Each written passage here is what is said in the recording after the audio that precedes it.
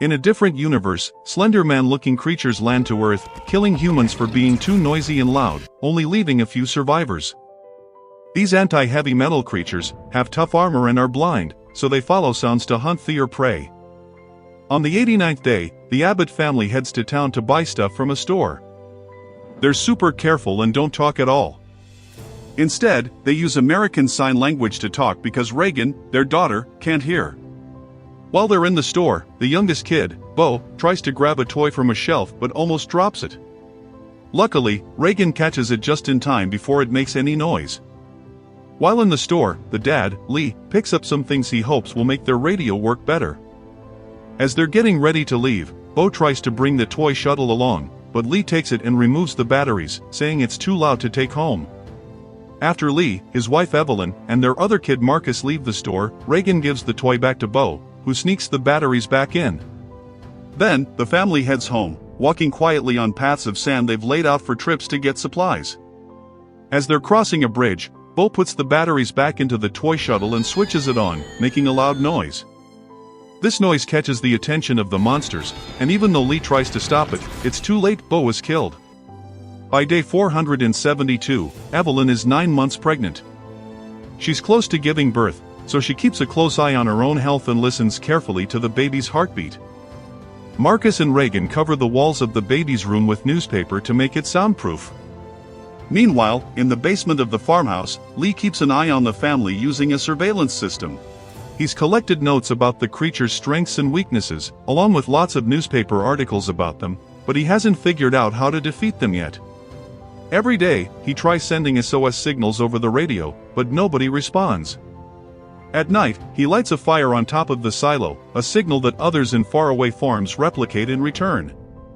For meals, Evelyn cooks inside a hole in the floor, and they eat without using any utensils. In the children's board game, the tokens have been replaced with cloth pieces. One evening, Marcus accidentally knocks over the oil lamp, causing a small fire. Lee quickly puts it out, but the noise might have attracted a creature. When a sound outside catches Lee's attention, he checks and luckily, it's just a couple of raccoons. They scurry away, but unfortunately, they are killed by the monsters lurking outside the farm. Answering my question on why Slender Face kill people and not animals.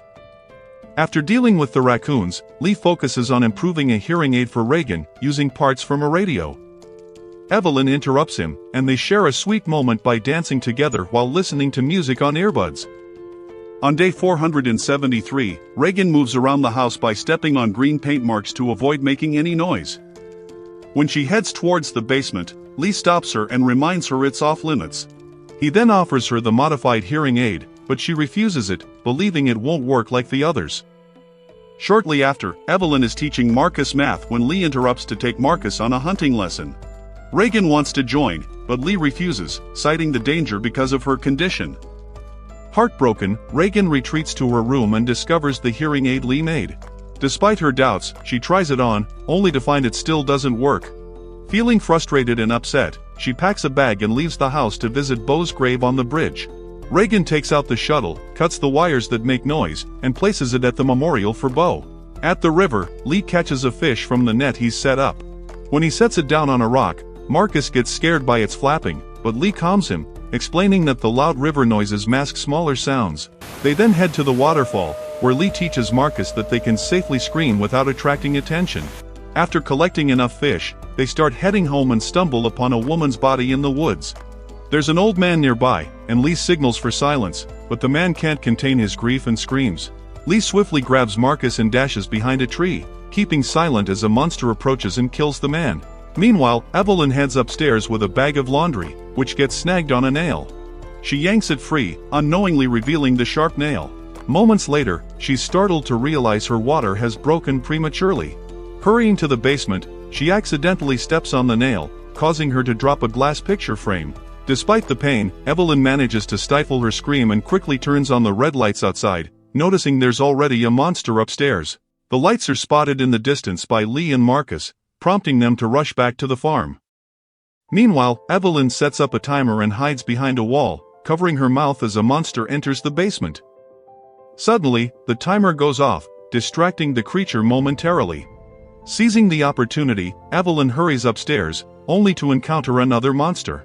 She races to the first floor and takes refuge in the bathtub, grappling with her contractions as the beasts scour the house. Outside, Lee instructs Marcus to create a diversion. Marcus ignites some fireworks in the field, causing loud explosions that mask Evelyn's screams as she gives birth to her baby. Reagan spots the fireworks from the bridge and starts heading home, while Lee grabs his shotgun and enters the house. Tracking the blood trail, he rushes into the bathroom and panics upon finding the tub empty. However, Evelyn is safely hiding in the shower with their healthy baby boy. Lee then escorts Evelyn and the baby to the barn, where they've prepared a special room. He seals the entrance just in time before the monster could discover them. When the baby begins to cry, Lee quickly places an oxygen mask over his face and sets him inside a wooden crate to muffle the sounds. After Evelyn wakes up, Lee leaves her with the baby and goes outside to locate their other children, unaware that the monsters have damaged some water pipes. In the field, Marcus gets spooked by some noises and starts running, but he accidentally knocks himself out by colliding with a tractor. Shortly after, Reagan arrives and halts when she notices the light from Marcus' flashlight. A monster tries to sneak up on her, but Reagan's hearing aid emits a high-pitched sound that scares the creature away, though it hurts Reagan's ears too. Reagan follows the light and locates Marcus. They share a hug before climbing onto the silo and starting a fire to grab Lee's attention. Unfortunately, they run out of lighter fluid, and the fire dies down. Meanwhile, in the barn, Evelyn finally notices the flooding caused by the broken water pipes. The baby's crate begins to float, and a monster lurks nearby. As the creature lunges into the water, Evelyn carefully retrieves her baby from the crate just as the monster surfaces dangerously close. She then slowly retreats and hides in a corner behind the cascading water.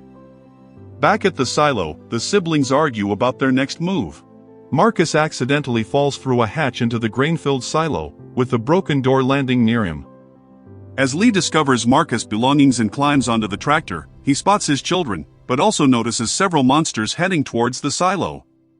As Marcus begins to sink into the grain, Reagan bravely jumps in and pushes the door for him to climb onto. Now safe, Marcus realizes Reagan is sinking, so he reaches for her and pulls her out just as a monster enters the silo. Using the door as a shield, the kids manage to scare the beast away with Reagan's hearing aid, which also creates a hole in the wall. Lee soon arrives at the silo, signaling for the kids to come out with his flashlight. They hear a monster nearby, so Lee instructs them to hide in the truck while he grabs an axe. Suddenly, a creature attacks Lee, knocking him down and causing Marcus to scream. Reagan's hearing aid starts acting up again, causing her intense pain. In desperation, she turns it off, inadvertently allowing the beast to leap onto the truck.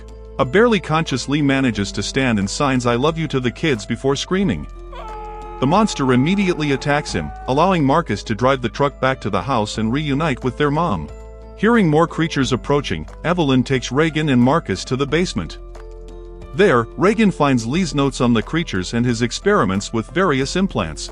Suddenly, a monster enters the basement, causing interference with the security screens. As it wreaks havoc, Reagan activates her hearing aid, causing the monster to writhe in pain. She then places the aid on the microphone, amplifying the sound until the beast collapses. Though it weakly attacks again, its disorientation exposes vulnerable flesh under its armor, enabling Evelyn to shoot and kill it. A flashback then reveals the events of Day 1, where the Abbott family attends Marcus' baseball game and meets their neighbor Emmett.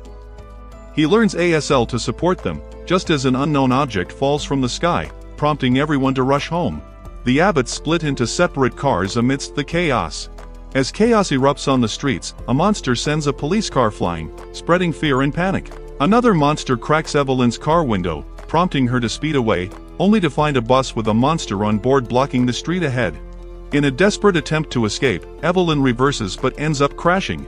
Seeing this, Reagan is determined to rescue her family, but a monster approaches, forcing Lee to drag her into a nearby store. Inside, they find many people hiding, and Lee has to quiet a man who's praying loudly. As the creature outside seems to leave, a ringing phone alerts it, causing it to burst through the window and attack people. Lee and Reagan flee through the back door, with the monster hot on their heels.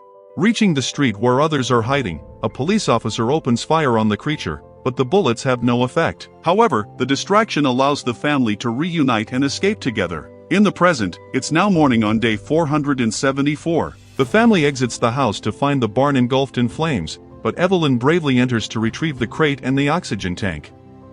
Meanwhile, Reagan returns to the basement, where she grabs a large speaker.